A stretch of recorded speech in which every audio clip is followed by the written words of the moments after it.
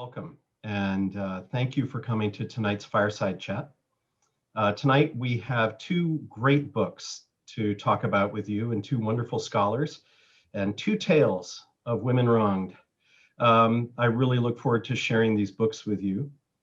We'll be hearing from Julie Miller about her book, Cry of Murder on Broadway, and from Patricia Miller, they are not related, about her book, Bringing Down the Colonel, A Sex Scandal of the Gilded Age. Let me just quickly give you a little bio of them, and then I will hand over the camera to them, hand over the microphone to them so we can move forward. Julie Miller earned her doctorate in US history at the Graduate Center of the City of University of New York back in 2003. She taught in the history department at Hunter College before moving to Washington, DC. Her first book was Abandoned, Foundlings in 19th Century New York City. Her second book, Cry of Murder on Broadway, A Woman's Ruin and Revenge in Old New York, was published by the Three Hills imprint of Cornell University Press in October 2020. It was begun with a Bernard and Irene Schwartz postdoctoral fellowship from the New York Historical Society in 2006 and 2007. She is the curator of early American manuscripts at the Library of Congress, and her chapter, British Beginnings in the Two Georges, Parallel Lives in an Age of Revolution, is forthcoming. Julie also asked that we make sure we mention that this book was written entirely, this book, Cry of Murder, was written entirely outside of her responsibilities at the Library of Congress and does not reflect the library's views. Patricia Miller is an award-winning author and journalist whose fascination with the untold stories of women led her on a 10-year journey to unearth the story of the Breckenridge Pollard scandal. Her work on the interplay of politics and sexual morality has appeared in the New York Times, The Atlantic, Salon, The Nation, Huffington Post, and Ms. Magazine. She received a master's degree in journalism from New York University and is the editor of Encyclopedia Virginia. Welcome, Julie and Patricia, and thank you for joining us for our Fireside Chat. Thank you very much. I'm just gonna brave the technology and share my screen here. Okay. I believe, Julie, you're going to talk first. Is that correct? Yeah. And then Patricia will. Well, we're going to talk together. Even better. Let me just hang on. I just want to attempt to do this so that you can see it. Well, okay, this is the way we're going to do it. Okay, so just click on slideshow, Julie. Yeah. Slideshow. Yeah. Okay. Yeah, I wanted to press slideshow, but I don't seem to be able to do that. You're right under it, yeah. Anyway, let me just begin. When you're speaking, I will fix it. Okay, so our books are about two 19th century American women, Amelia Norman and Madeleine Pollard, who were, each of which was at the center of a much publicized trial. Amelia Norman in 1844 and Madeleine Pollard 50 years later in 1894. They had a bunch of things in common. They each had to make a living on her own at a time of economic depression. Each got involved with the wrong man. And through their lives, it's possible to learn something about the lives of women at two ends of the 19th century. And what we're going to do first is we're going to just talk about these women and who they were. And I'm just going to ask Patty, who was Madeleine Pollard and how did she get herself into such trouble? Madeleine Pollard, as I say in my book, was a kind of a poor nobody from Kentucky. She was born right after the Civil War, or right, depending on the date she gave, maybe right towards the end of the Civil War. And she came from a family that had never been well off, and her father passed away when she was 12, which put her in a very disadvantaged class of young women in that era.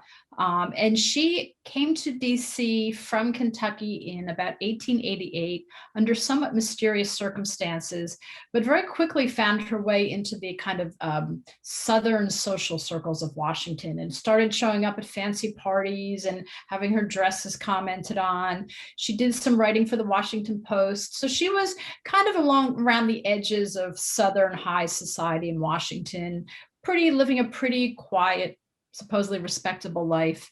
She really skyrocketed to national attention in 1894 when she sued William Campbell Preston Breckenridge, who was at the time an exceptionally well-known politician from a very well-known Kentucky political family.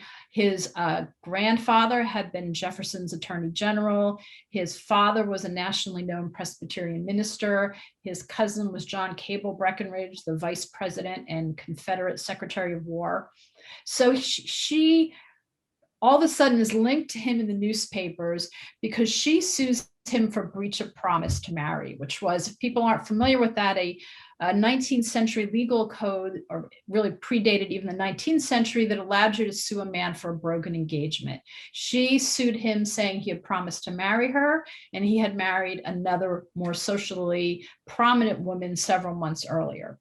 That would have been pretty scandalous for the day. Breckenridge was well known, but what made it super scandalous was that she said that they had been having an affair for almost the past 10 years, and she had had 2 children with him. And she went public with that information because she wanted to hold him to account. Why should she be ruined by this affair and not end up married, and he can kind of walk away from her and marry somebody else? And that was just something that confounded people, that a woman would advertise her shame and her downfall publicly. And that brought her to national attention. The trial lasted for 5 weeks in the spring of 1894. And it was really a national fascination, front page of the Times and the Post and all the DC papers. And as you said, there was a crippling financial depression. The Panic of 1893 had happened the previous year. And I think for that time and day, it was fodder. Like we look at celebrities now, it was a celebrity trial. The Breckenridge family was well known. So it just becomes this national obsession, people wanting to know who this woman is and seeing if she'll actually take the stand and if she would dare hold a man like Breckenridge to account. Thanks. So Amelia Norman, our other protagonist, was almost 2 generations older than Madeleine Pollard. But her circumstances were, somewhat similar. She was born on a farm in New Jersey in around 1818, and she was part of a wave of rural to urban migration that took place in the first half of the 19th century. And like most young people who came to cities, she went to cities because that's where there was work. And for most young women, went to work as domestic servants, and that's what she did. And she worked for a family who owned a soap factory, and they had been neighbors of her in Sparta, New Jersey, where she was from, and they brought her with her to New York City. And there was, in the 19th century, there were what were called panics. In other words, financial crashes approximately every 20 years. So Patty was just telling you about the one in 1893. There was one in 1837, and it resulted in a depression that lasted several years. And there was a tremendous amount of turmoil as a result of that. And the family evidently lost their soap factory, the family that Amelia Norman worked for. And she then entered into a period of instability, and she had a series of jobs. And it was during that period that she met a man named Henry Ballard. Now, Henry Ballard was born in Boston. He grew up in a family that owned dry goods businesses in downtown Boston. And he was, at a very young age, he was a partner in a dry goods company, and he came to New York. He had already had a mistress in Philadelphia who he brought with him to New York when he came to New York as a young man, and he set her up in New York. And he lived in the Astor House Hotel. And I just want to show you what the Astor House Hotel looked like. This is it. This is actually from a map at the Library of Congress. And it was built in the late 1830s, and he moved into it just as soon as it was finished. And it was the newest, fanciest, biggest, most luxurious hotel in the city. And it was opposite City Hall Park. It was opposite City Hall, and you could see its large columns in the front. So Amelia Norman met Henry Ballard, and rather like Madeleine Pollard and Breckenridge, she became his mistress. She had several abortions. She had at least one living child with him in the summer or fall of 1842. And soon after she had the child, Ballard left her. He abandoned her. And when he came back to the city about a year later, she went to him and she asked him for support. And he said to her very insultingly, "You can go get your living like other prostitutes do." And it was in the aftermath of that experience that she followed him to the Astor House where he was going to eat. At that point, he no longer lived in the Astor House. He actually lived down the street, but he apparently still ate there. It had a big dining room. And she walked up the steps that you can see there in between those two columns. She actually stood behind one of the columns. And when he came up the steps, she emerged rather dramatically and she stabbed him. She didn't kill him, but there was a trial the following January. And the trial was, this is 1844. New York City was the home of the penny press starting in the early 1830s. And these newspapers, particularly James Gordon Bennett's New York Herald, were all over this story. The reporters came to the trial every single day. And one of the challenges of doing research for this was because I have different accounts from the different papers each day of what happened, where they report things slightly differently, some more completely than others. So I had to sort of figure out, exactly what was going on. It wasn't always 100% possible. So what happened at the trial was she attracted a couple of supporters. One of them was Lydia Maria Child, who I'll show you. Oops. This is Lydia Maria Child. She was an author and a prominent abolitionist, and she took Amelia Norman under her wing. Lydia Maria Child is somewhat more famous for doing the same thing later on with Harriet Jacobs, the escaped slave, and later John Brown, the abolitionist. But here, earlier in 1844, well before the Civil War, she's behaving this way with Amelia Norman. And she kind of adopted her as a cause. And one of the things that she felt was that Amelia Norman was an example of everything that was wrong with the condition of women. That, in other words, her lack of education, her lack of opportunity, her corralling into a very limited job market, and so on, basically set her up for this kind of a situation. And the Depression created a situation where women just had, poor unmarried women just had very few economic opportunities compared to somebody like Henry Ballard. So that was one of her champions. When she was in jail in the Tombs, she met two very different champions. This is one of them. This is Mike Walsh, posing as a pugilist. He was a newspaper editor. He edited a paper called The Subterranean, and he was also a politician who favored the cause of the working man. And she met George Wilkes. This is a wonderful photograph from the Library of Congress, very, very clear. And he also was a journalist, and similarly, Wilkes and Walsh were friends until they had a falling out, but they were friends. They were both journalists, both saw themselves as friends of the working man. He later reported on the Paris Commune, for example. And he wrote a book while he was in jail at the Tombs called Mysteries of the Tombs that was modeled roughly on Eugene Sue's Mysteries of Paris. And Mysteries of Paris was wildly popular. It was a novel. And it arrived in New York just as Amelia Norman's story was unfolding. The English translation arrived in New York. And people became somewhat confused about who was Amelia Norman and who was the protagonist of Mysteries of Paris. And both Walsh and Wilkes wrote about Norman in their respective books, Walsh in The Subterranean and Wilkes in Mysteries of the Tombs. And another group of supporters that she gained was a group called the American Female Moral Reform Society. And since the 1830s, they had been agitating to criminalize seduction. Now, what did that mean? There was a common law tort of seduction, which meant that if a woman was seduced by a man, then her father or master could claim damages on the basis of his loss of her services. So this was obviously a very antiquated law by the first half of the 19th century. And by the first half of the 19th century, there were a couple, and I'll talk about this a little more later, but there were a couple of efforts to change this. And the American Female Moral Society was one group that was trying to do this, and they were trying to criminalize seduction. So as soon as they heard of Norman's trial, they immediately were on the case, and they wrote about her as an example of what could go wrong when seduction was not a criminal matter. So finally, what happened was the trial met for a week. It was enormously popular. People packed the courtroom and spilled out into the street. The jury met, and after less than 10 minutes, they acquitted her. It was essentially a case of jury nullification. So that's who these two people were. And I just thought I would ask you, our next question really is, why do these stories matter? Do you want to talk a little bit about what about Madeleine Pollard's story matters? Oh, I think, Julie, what matters about Madeleine Pollard's story is it happens right at a moment where women are really entering the workforce for the first time.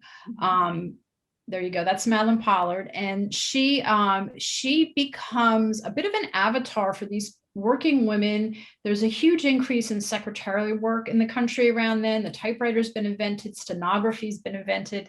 We think we live with all these cutting edge things, but in those days that was cutting edge technology. And it created a tremendous demand for educated office workers, educated meaning people with a high school education and maybe some business school. And these women find themselves going into these workplaces that formerly had no women in them.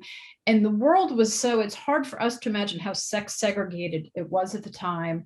But when women were first brought into some of the departments in Washington, D.C. during the Civil War, because men were off at the war, they were kicked out because people thought it was improper for women to be in an office with men.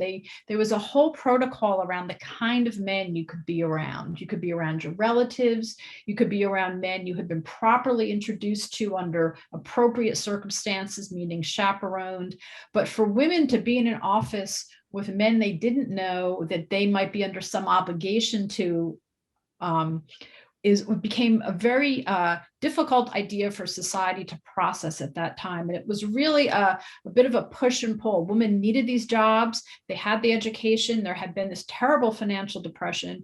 And again, you hear these women saying, my father lost his job. My brother lost his job. I needed to get an office job. And yet society does not approve of them mixing with men because that will ruin their reputation. So Madeleine comes along. She's not a saint. She's not looking to make a social difference particularly, but she decides to sue Breckenridge basically for revenge because she doesn't like the fact that, much like Norman, she'd been cast aside when she was inconvenient.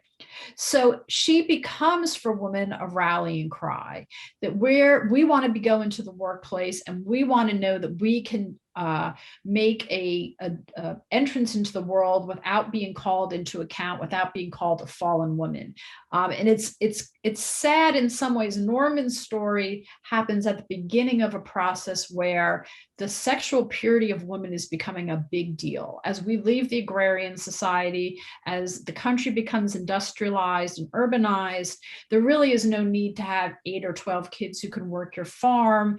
And there has to be a new way to basically control sexual activity in young adults. Used to be if young adults liked each other and they hooked up and they had a baby, that was not a bad thing. They would just get married, preferably before the baby came, and start a life of being farmers or working on a farm and having many children. By 1893, 1894, people don't need all those kids and they don't need to get married very young. So it's on women. Sometime around Amelia Norman's time and between Madeleine Pollard's time, it becomes on women to ensure their own purity and keep men away and be very segregated from the male world in order that their purity can be assured upon marriage. It is a way to control fertility and to control sexual activity, basically. But that runs head first into this world of women now need to go into the world. And if they need to go into the world, how is their purity going to be assured? How are people going to know they're a good woman? So that Madeleine kind of drops her little bomb into the middle of all that. And the trial really becomes a referendum on the question of, does a woman need to have a higher standard of sexual morality than men do? And Madeleine Pollard, her point, and the point that her lawyers, who were very good and made it very capably, was, why should she be held accountable for something? Why should she lose her position in society if Breckenridge doesn't lose his position in society? And to give some perspective on that, about 12 years before, a woman had sued a senator under a very similar circumstance where she said, we were together, we were having an affair, he promised he'd marry me. She even had letters attesting that he would marry her. And that is legally, under the law, that was a breach of contract. That's how that law was read, that if a man promised to marry you and then pulled back on that, he would ruin your reputation, he would ruin your way to make a living, which was marriage for most women. And so therefore, he needed to be held accountable. She was laughed out of the courtroom. Basically, they said, because you were a harlot, because you were a fallen woman, you have no right to this court's consideration. Society cannot allow you to come into this courtroom because you're a bad woman. The man, there was no question. He could go into the courtroom while he wanted. So what Madeleine Pollard argued and what her lawyers argued was that she needed to be treated the same as Breckenridge, that if he was in the wrong, but he was allowed to have the consideration of the court, if he would be covered by the law, then she as well should be covered by breach of promise law. She didn't do anything outside of the bounds of that law. She claimed she'd been faithful to him. She gave up both of her children at his request, and that she deserved the consideration of any other woman in a breach of promise suit legally. And that was a revolutionary claim at the time. It was, again, it's hard to understand how being a ruined woman, a fallen woman whose illicit sexual activity became public, debarred you from a job. It debarred you from living in a nice boarding house, from going to a nice church. Every facet of society would be closed to you. So she was really challenging that idea that there was a sexual double standard and that the women should be held to this incredibly high standard of purity outside of marriage and before marriage. And people were fascinated that she would take the stand and say words like pregnant.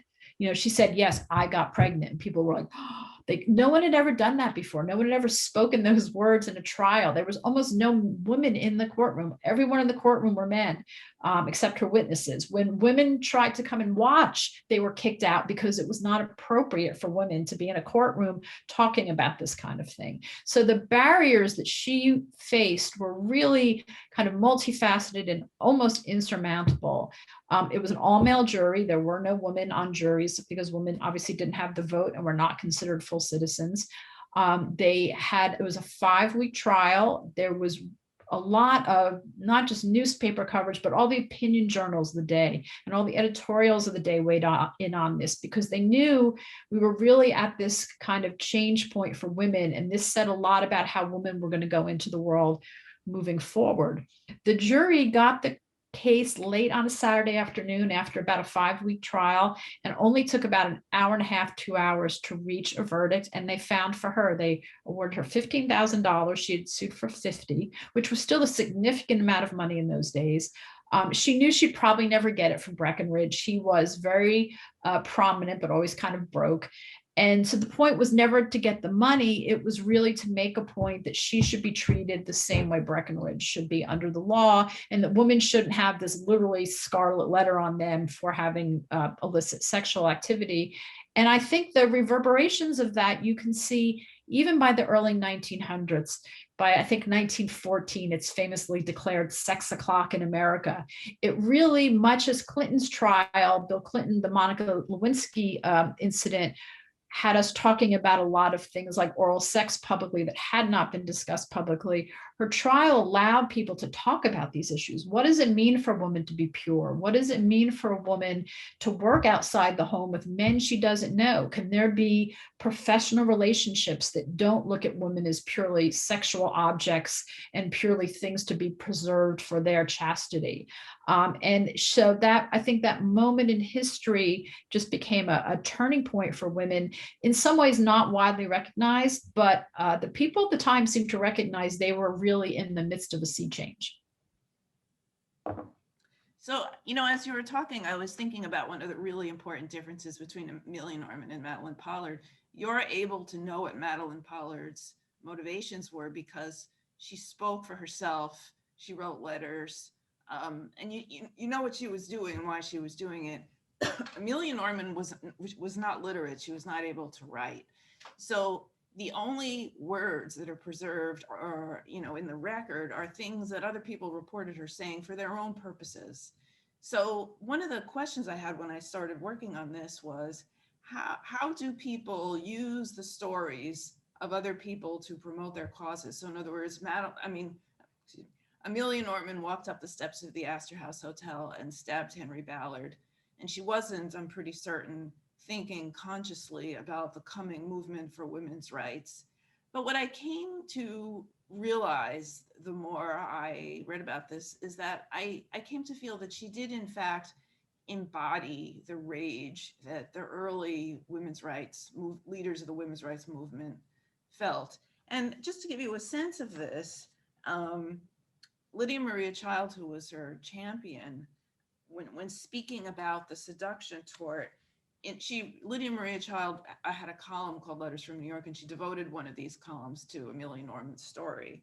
And she wrote in that column, she wrote about the seduction tort, and she wrote, what is the redress for a broken heart, blighted reputation, the desertion of friends, etc.? Why the woman must acknowledge herself to be the servant of somebody who may claim wages for lost time. With indignation and scorn, I appeal to common sense and common justice against this miserable legal fiction.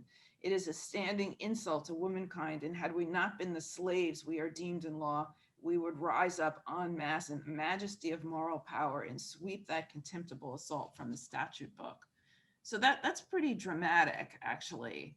And I think when Norman was acting, I think it's hard to know exactly what she was thinking, but certainly she had been put in a position as a result of an economy that didn't support her, an education system that didn't include her, a sexual double standard that made it possible for a man to just throw her out when he was done with her.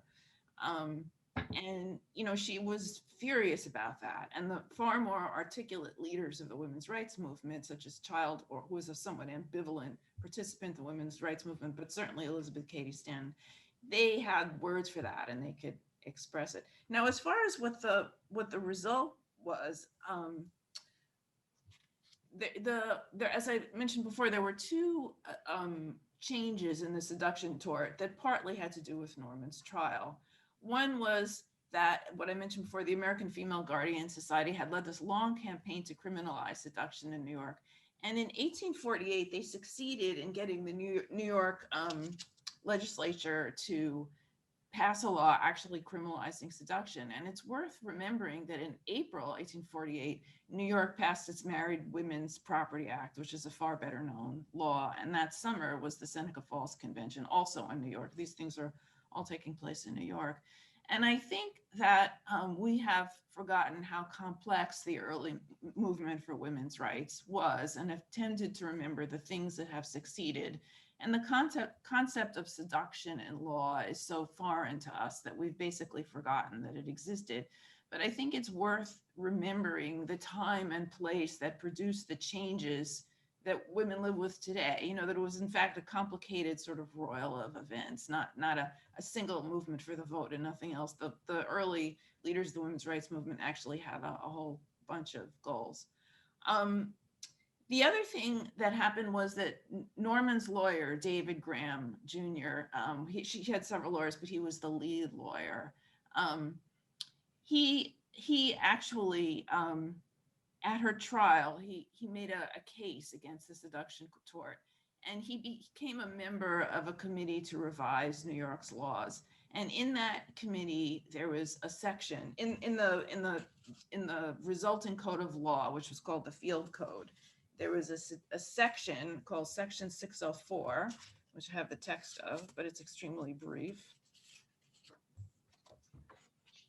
What it said was that it gave a woman the right to sue on her own behalf. So the entire text reads, an unmarried female may prosecute as plaintiff in action for her own seduction and recover damages.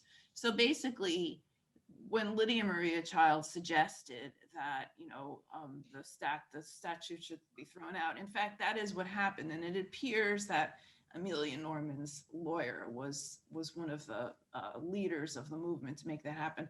The irony of the situation is that the Field Code, which was the code of laws that this Commission on Practice and Pleading in New York produced, was adopted either in whole or in part by various states, but New York, in fact, did not adopt Section 604. So even though it originated in New York, it didn't actually take hold there. But so again, I think, when you think about why Amelia Norman is important, I think because she reminds us of the complexity of the moment that produced the movement for women's rights. And one of the people who said that actually was Margaret Fuller in Women of the 19th Century. She said of Norman's trial, she said, this will be important. And she was right. I think she was right. And I should say, as I was writing this book, the Me Too movement exploded, which was quite interesting, to be writing about this in that context. So I think one of the questions that we had about this also was, how are these two remembered and how are they forgotten? Do you want to talk a little bit about that in relation to Madeleine Pollard? Well, I think it's safe to say Madeleine Pollard was completely forgotten. When I stumbled across this trial, I had never heard of it. I was maybe very vaguely aware of the Breckenridge family, was not very aware of them, but had never heard of Madeleine Pollard, had never heard of this trial, was so surprised when I saw front page coverage and op-eds and opinion pieces from the leading lights of the day talking about her. And I think what happened is all too often in history, things that deal with, especially women and sex, with what we would call a scandal. Oh, it's just a scandal. And this was certainly scandalous. But for the people of that day, it was also an important kind of movement into, an era of social change. And the fact that she was forgotten talks largely to who writes history. This happened in 1894, and most historians, until, as we know, until well into the 20th century, well into the 1970s, were men. And women's history, not only wasn't women's history considered something that was that different than, women weren't doing history. You have Thomas Jefferson, you have Washington, what do you need women for? Women's history wasn't that important, but also I think the history of sexuality, when you would look now at the history of the gay rights movement, the history of sexuality was just kind of pushed in a corner. And this has those two elements in it. And, the place you can find short recaps of this trial are in like compendiums of sex scandals and political scandals. And it was kind of put in that bucket of, oh, this was a sex scandal. And I think you really need to interrogate these scandals and what do they say about the time? What was this woman really up to? She was certainly an imperfect heroine, which is kind of why I love her. But she also was a really brave woman in her own way to just stand up with almost no support. Unlike Norman, a lot of the campaigners for what they called in those days the sexual continence, or a single standard of morality between men and women, or the social purity movement, they tried to champion her. They tried to take her up. They tried to make her part of their own, and she didn't want any part of it. She said, "That's not me. I don't want to do that." She was a Southerner, really at heart, and she didn't really believe in social movement. She wasn't really a fan of the federal government. She was very much a product of her place and time, which was the South, and she didn't have that sense that she was contributing to something, but that doesn't mean that she didn't contribute to something in her own way, I think. So somewhat similarly to Pollard, Norman appears today in books about women murderers, for example, or prostitution. She's usually mentioned kind of fleetingly and sometimes a little inaccurately, which is understandable because the record is a little hard to pick through. But she was in fact remembered for quite a long time into the 19th century. Lydia Maria Child used her story, bits and pieces of her story in her own fiction, and she featured her in one of her columns. She appeared in the newspapers. She was mentioned in the newspapers. She was made into a fictional character in a novel by George Thompson called The Countess. But I think even more interestingly than any of those is in the 19th century, there were two famous cases where men killed their wives' lovers. One was the Sickles case and one was the McFarland case. And David Graham, who had been Norman's lawyer, her lead lawyer, he had a brother, John Graham, who was also a lawyer. And David Graham died very young. He died in 1852 when he was 1844. But John Graham lived well into the 19th century, and he defended both Sickles and McFarland. And at both of those trials, he mentioned Norman. So in the Sickles case, Sickles was a congressman who killed Francis Barton Key, who was the district attorney in Washington, D.C., and he killed his wife's lover very publicly in Lafayette Square. So it's a little bit like the Norman case in a way. And at the trial, John Graham raised Norman, who he expected people to have heard of, and he said that both Sickles and Norman had acted in obedience to the instincts of our natures. In other words, who could blame them for doing what they did, which is interesting. And in doing that, he sort of classes Norman with a man whose honor has been challenged. So that's interesting. And then as late as 1870, he represented Daniel McFarland, and McFarland also killed his wife's lover. And in this case, he told Amelia Norman's story, and he reported that at the trial, The women attending the trial listened to Norman's story with what he describes as indescribable interest. So Norman's story lasted for quite a long time before it was forgotten. It captured the imagination in a significant way. So one of the questions that I wanted to ask you, Patty, actually, was that, we're talking about these women who really went through these terrible experiences, and we're saying here they are, they're examples of what women had to put up with in their time. But there are other women in our stories, and one of the really interesting women in your book is Sofonisba Breckenridge, and I'm wondering if you could talk a little bit about her and describe why she, who was also close to Willie Breckenridge, turned out so differently. And you have a picture of her here, which I'll show.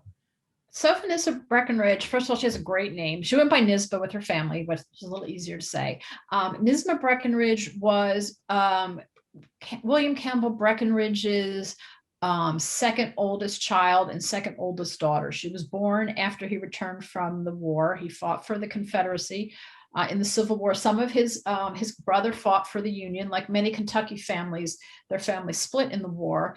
And she was born when he returned from the war. He called her his peace baby, and he just adored her. They had, the Breckenridges had 5 living children, and she was his favorite. Not the least because she was the most brilliant of his children. It was a family well known for their intellectual brilliance and their public oratory. But his oldest son was a bit of a wastrel and a drunkard who, as he said, he sleeps all day, he goes to ride with some women in the afternoon, and he drinks all night. His other son, Deshay, was a budding lawyer, but was also a bit of a young man about town. He was engaged to quite a few women in Washington, D.C. When his father was a congressman, and just very popular with the ladies. She was the most serious of the Breckenridge children, and by far the most brilliant of the Breckenridge children. And Breckenridge, it's so interesting to write about someone like him, because on one hand, he abandons Madeleine Pollard, he marries somebody else, and then he tries to pretend like this long-term affair just didn't happen. They had a 9-year companionable relationship. They traveled together. She had 2 children by him. They shared letters. He gave her his speeches to read. And yet when push came to shove, he threw her over. Like, not only had it meant nothing, which she knew it had meant something, but then tried to pretend in the trial like she was chasing him around and it was all on her, that he had not been pursuing her quite avidly, which he had been, which they do prove. They get letters to prove that. So it's easy to make him into the bad guy. And then you meet his daughter, who's just brilliant and who he just doted on and really treated almost like a son. She would say, I learned my letters on the back of his law books. Her mother was a little unwell. She was never super strong. So he would just bring her to the law office and set her up in the corner with some law books, and she would do her letters and things like that. He took her to court more than once. So she was, a very close companion to her father. Probably in their family, they were the closest in the family. And he really went out of his way to find exceptional opportunities for her. He was on the board of what was then Kentucky A&M, which eventually became Kentucky University. No women were allowed to be admitted. He was on the board. He used his clout on the board to get her admitted into college.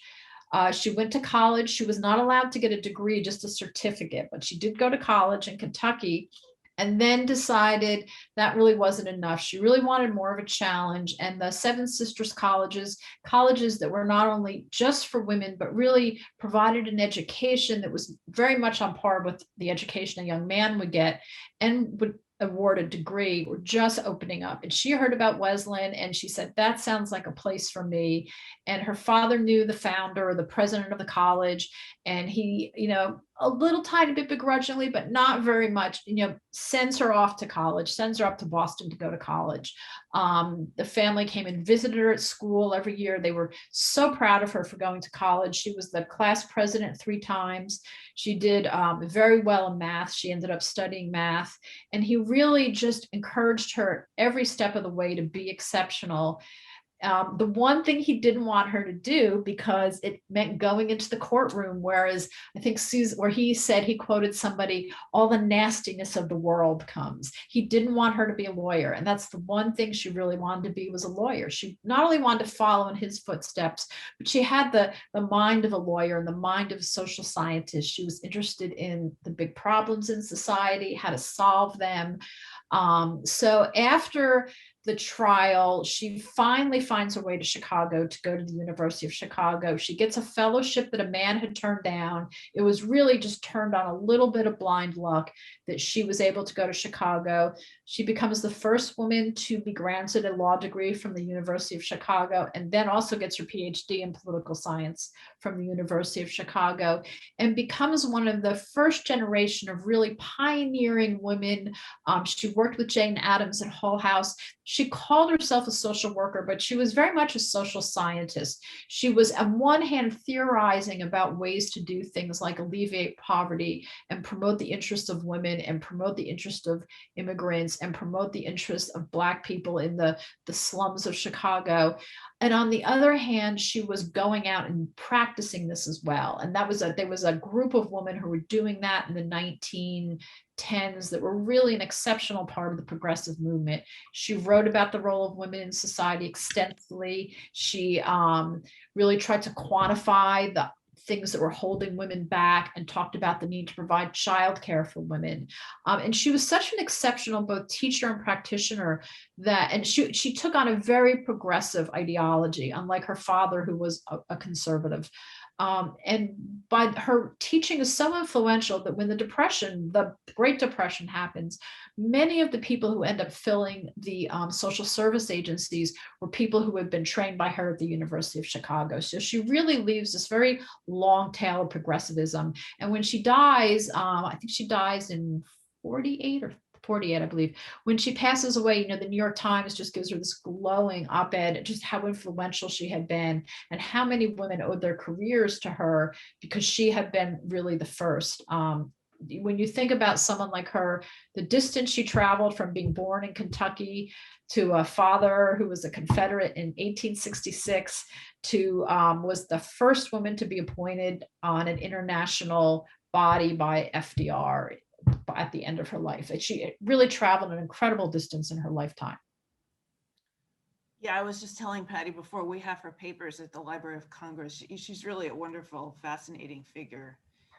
In my book, the other woman whose life is something of a counterpoint to Amelia Norman's is Lydia Maria Child, who was her champion. And Lydia Maria Child is obviously much more well known. She was born in 1802, and when she was very young, she was a novelist. She was a contemporary of novelists of James Fenimore Cooper. She was one of the really first early American novelists, and her novels are very important. And she wrote a whole lot of advice books, household advice books. And there was a certain irony to that because she never really had much of a household herself. So she wrote all kinds of books with advice about how to, use bear's grease for things and stuff like that. I mean, they're fun to read now, actually. And she became an abolitionist, a very committed abolitionist and a protege of William Lloyd Garrison in the 1830s, at a time when it could be quite dangerous to be an abolitionist. And there's a wonderful anecdote of her. I think it was Whittier or somebody who wrote a eulogy of her after her death, describing how she stood up to a mob in Boston, which is just incredible if you think about it.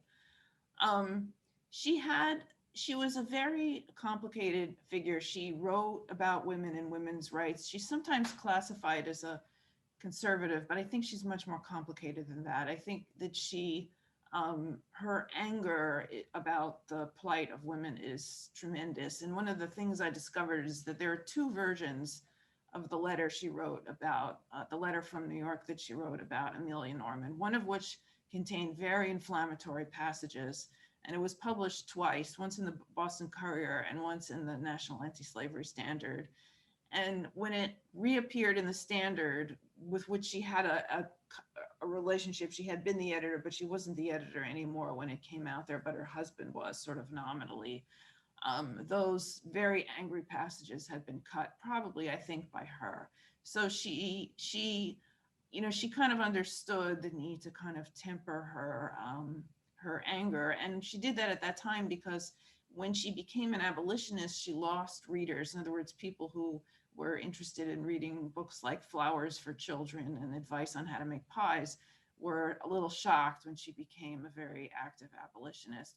And by the 1840s, she was looking to regain her readership. So she was trying to kind of rein in her her more inflammatory speech. When she published her letters from New York into a book, she left out the one about Amelia Norman. So she's a person, she had a complicated marriage. She married a man who she loved, but who was useless. You know, he couldn't make a living. And eventually what she did was she separated her money from him. Because in law at this time, when women married, and this has been true for quite a long time before, their assets belonged to their husbands. The Married Women's Property Act, which I mentioned before, was a remedy to that. It allowed women to keep control of their property after they married. But she, because she was in this complicated marriage before that, she separated her finances from her husband's. And when she came to New York, she came without him. So during the whole Amelia Norman thing, he is not there. He's sort of in and out, but he's not there. She's sort of more or less separated from him. And during that time, she had what I sort of call a chaste love affair with a much younger man. It probably wasn't a real love affair, but she clearly did love him. And when he married somebody else, she was very shocked. So she was somebody who very much revered the household, and she felt that the home and domestic life was the pinnacle of existence, but she didn't achieve it in her own life. And she was very, very angry about the unequal treatment of women. And Elizabeth Cady Stanton, who was younger than her, used some of her words at Seneca Falls, but she couldn't convince Lydia Maria Child to actually come to the Women's Rights Convention. So she's an interesting figure. She's a complicated figure, and she had this habit of adopting lost souls, of whom Amelia Norman was one, and John Brown later on was another. So we could just talk and talk, but I think maybe, is this the point where you want to have people ask questions, if there are any? Well, thank you, Julie and Patricia, both. Yeah, I think I didn't say it at the beginning, but we're running this presentation as a webinar. And if you have a question, the easiest thing to do is to use the Q&A button at the bottom of your screen. A number of questions have come in while you were talking. A number of them come from AJ Azerith. Please forgive me if I am mispronouncing your name, because I certainly am.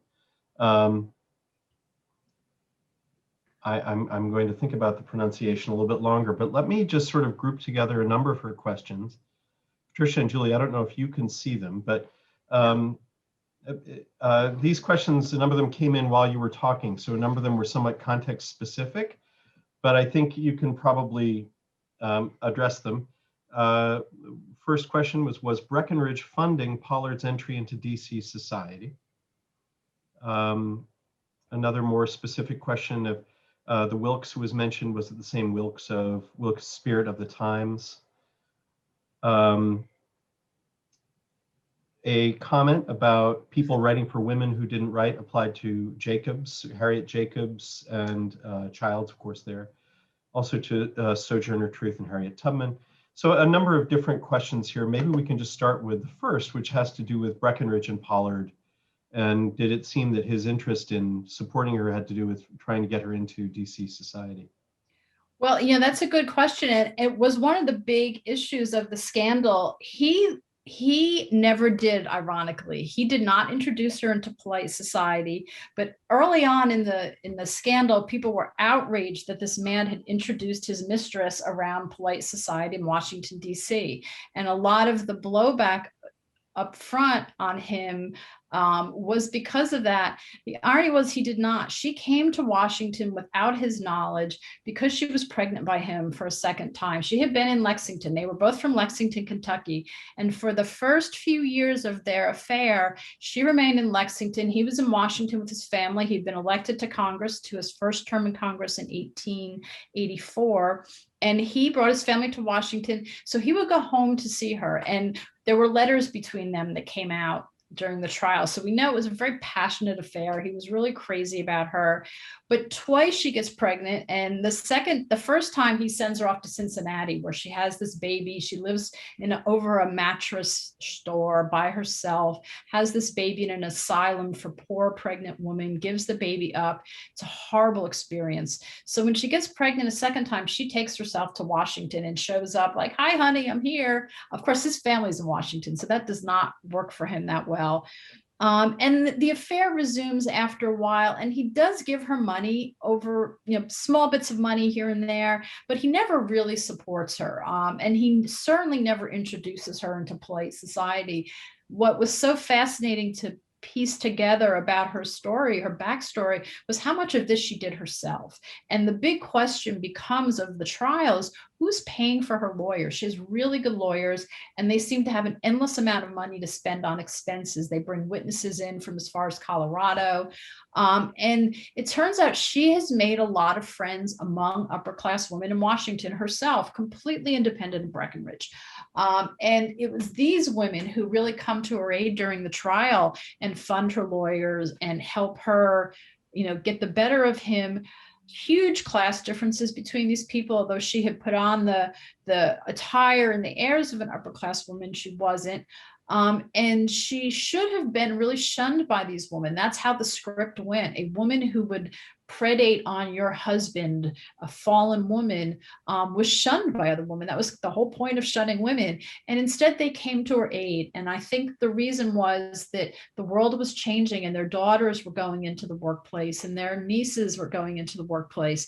So she becomes, as I said, kind of an avatar for those women. So it's fascinating. The question of where she got her money from and who supports her really becomes a central question of the trial. I'm going to skip down to another question from the same person. How do both cases relate to the Beecher-Tilton scandal? Well, I mean, that was a different scandal. That was Henry Ward Beecher, who had an affair with one of his congregants. I'm not up on all the details of that. This and the Breckenridge scandal was quite a bit afterwards too, but I think that was very much in the public memory at the time. What that scandal had really shown people was that a man as well known and as well respected as Henry Ward Beecher could have been having an affair with somebody, and that kind of shocked Victorian society. Although he was on trial, I guess it was a civil trial. I'm not that up on it either, but he was acquitted, I believe, eventually, and went on to still have a very prominent place in society. So although it was scandalous, he was not ruined. I think Breckenridge certainly got a much harder hit from his scandal. It ruined his political career. He was really a man on the rise. He was in his 5th term in Congress. He was waiting for one of the senators from Kentucky to retire, Joe Blackburn, so he could take his Senate seat. He had been talked about as a Speaker of the House, and he certainly had his eye in the White House. He had just everything that would take to go all the way to the White House. And this scandal destroyed his career. So I think it shows how much it changed, even in the relatively short time, less than 20 years since the Beecher scandal. Yeah. Laura Parrish has a question. What did these women do after their trials? Well, Norman, after the trial, Lydia Maria Child took Norman home with her. And in fact, Lydia Maria Child didn't have a home. She was actually rooming with the family of a Quaker family, the Hopper family. So she just had a room, but she took Norman home with her. And within a couple of months, she found her a job in the country, I think in Massachusetts, working in a household. And that worked out for a little while. And then apparently the press discovered her there. So Norman tried to find her another job and apparently didn't succeed in doing it. In fact, she tried to get James Russell Lowell to take Norman with him and his wife on a trip to Europe, which actually failed because they weren't going when she thought they were. And then it's not known what happened to her. It was very hard for me to find out what happened to her. I went to Sparta, New Jersey. I looked in the graveyard. I looked at a lot of genealogical sources, which are really not terribly accurate. But Child herself said late in life, she said that on a couple of occasions, she tried to help poor waifs, and in none of those cases did it come out well. So I suspect that, she didn't necessarily end up that well. But I would also imagine, without knowing, because I really don't know, but that it's probable or possible that Norman just wanted to get away from Child because, I mentioned Harriet Jacobs before. Harriet Jacobs was an escaped slave who wrote a memoir of her experiences right before the Civil War. And Lydia Maria Child sort of took her in hand and said, I'm going to help you with this. Or I can't remember who, oh, I remember what it was. Jacob's publisher said that they wouldn't publish the book unless Child sort of fronted it, which Child did. And Child, in fact, did help Jacobs, but she did it in a very heavy-handed manner, in fact, putting her own name on it. And one of the results of this is that it took years and years for it to be proven that, in fact, Jacobs had written this book and not Child. So she could be a little overwhelming, and I think it's possible that Norman just wanted to not be famous, you know, to just go off and live her life and not be notorious. Madeleine Pollard made out much better. Madeleine Pollard was quick to tell people as the trial was going on that she knew she'd be ruined and outcast from society forever. But she ended up going abroad as the traveling companion to a wealthy woman, which was not uncommon in those days, and traveling abroad for a few years. And when she was in London, or she was living in Oxford first, when she was living in Oxford, she met a wealthy Irish widow, and they became fast friends. Maybe they were more, I have no way to know one way or the other. There's scattered records, mainly from her visa applications and passport applications. You can kind of trace her afterlife after the trial. And she befriends this woman and lives with her as her companion for the rest of her life, and lives in London and lives in Paris and goes to Egypt in the late 1820s and lives in Paris in the 1920s, lives in Paris in the early 1920s. She kind of ends up having a pretty fabulous life, and dies just 6 months after this woman does, right? I think in 1946. So she has a long life. She sees the world. The notoriety from the scandal dies down once people kind of forget about it. So all in all, I mean, I think for what she had thought would happen to her, she ended up making out pretty well for herself.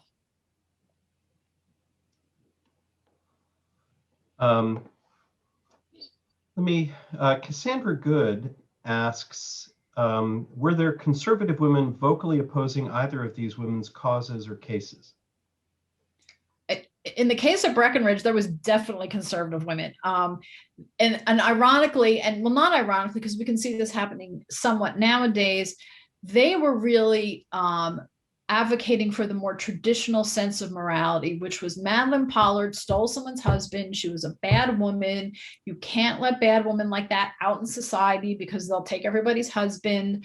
And everybody knows about women like that. And that's why you can't let them get free reign in society. Breckenridge's lawyers, one of my favorite lines from the whole trial, he says, if we find for this woman, we're going to encourage every little strumpet to drag their messy little mass of filth into the courtrooms. And that's how conservatives saw it. And certainly conservative women took that line and came out against her very strongly. Norman was actually supported by the American Female Moral Reform Society, who were opposed to, everything that was fun, basically. And so, in other words, they originally were moral reformers. In other words, there were people who opposed novel reading and dancing and things like that. But they supported Norman because they felt that she had been wronged, and because she was an example of why their plan to criminalize seduction was necessary.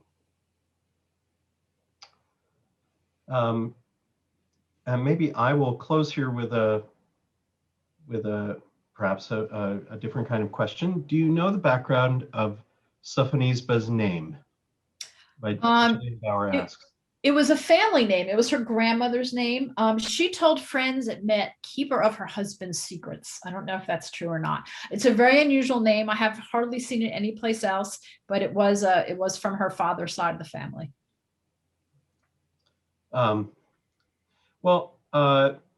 It is 8 o'clock. We've arrived at our hour. I want to thank you both for really interesting presentations that are woven together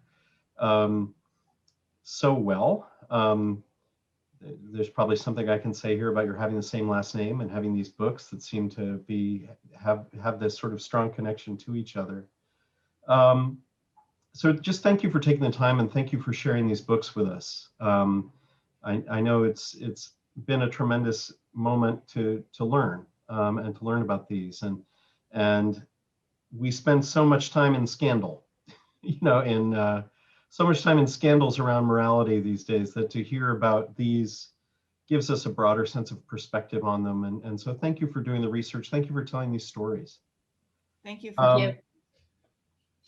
I wanted to just mention that our next Fireside chat is going to be Liberty and Insanity in the Age of the American Revolution with Sarah Swedberg, and that's going to be next Thursday, May 27th at 7 o'clock.